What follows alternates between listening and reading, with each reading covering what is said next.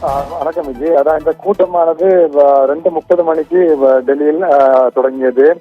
டெல்லியில் இருக்கக்கூடிய காவிரி நீர் மேலாண்மை ஆணைய அலுவலகத்தில் அதனுடைய தலைவர் ஹால்டர் தலைமையில் இந்த கூட்டமானது 41வது கூட்டம், காவிரி நீர் மேலாண்மை ஆணையத்தினுடைய 41வது கூட்டமானது நடைபெற்றது. ஹைபிரிட் முறையில் நடைபெற்ற இந்த கூட்டத்தில் நாம் பார்த்தது போல தமிழ்நாடு, கர்நாடகா உள்ளிட்ட மாநிலங்களுடைய பிரதிநிதிகள் பங்கேற்றிருந்தார்கள். இதில் தமிழகத்தை பொறுத்தவரையில் தமிழகத்தினுடைய செயலாளர், நீர்வளத்துறை செயலாளர் ஜெயகாந்தன் கலந்து கொண்டிருந்தார்.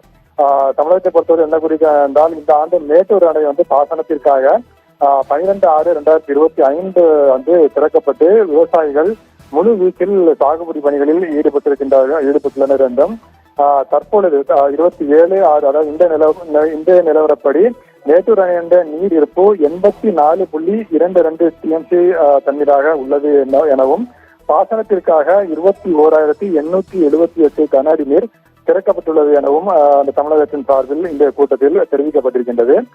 நடப்பாண்டில் தென்மேற்கு பருவமழை இயல்பை விட சற்று அதிகமாக இருக்கும் என்று இந்திய வானிலை ஆய்வு மையம் கணித்துள்ளதாலும், கர்நாடக அணைகளுடைய நீரிருப்பு மற்றும் நீர்வரத்து கணிசமான அளவு தொடர்ந்து வருவதனாலும் தமிழகத்திற்கு ஜூலை மாதத்தில் வழங்கப்பட வேண்டிய நீரளவான 31.24 TMC தண்ணீரை உச்சநீதிமன்ற ஆணையின்படி கர்நாடகம் தமிழகத்திற்கு திறந்துவிட வேண்டும் என்று தமிழக அரசு சார்பில் இந்த கூட்டத்தில் வலியுறுத்தப்பட்டிருக்கின்றது.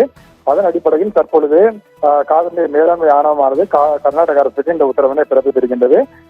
அதன்படி தமிழகத்திற்கு ஜூலை மாதத்திற்கு 31.24 TMC தண்ணீர் கர்நாடகா உச்சநீதிமன்ற தீர்ப்பின்படி வழங்க வேண்டும். அதனை எந்த விதமான தங்குதடையும் இன்றி வழங்குமாறு தற்பொழுது காவிரி நீர் மேலாண்மை ஆணையம் கர்நாடக அரசுக்கு உத்தரவினை பிறப்பித்திருக்கின்றது.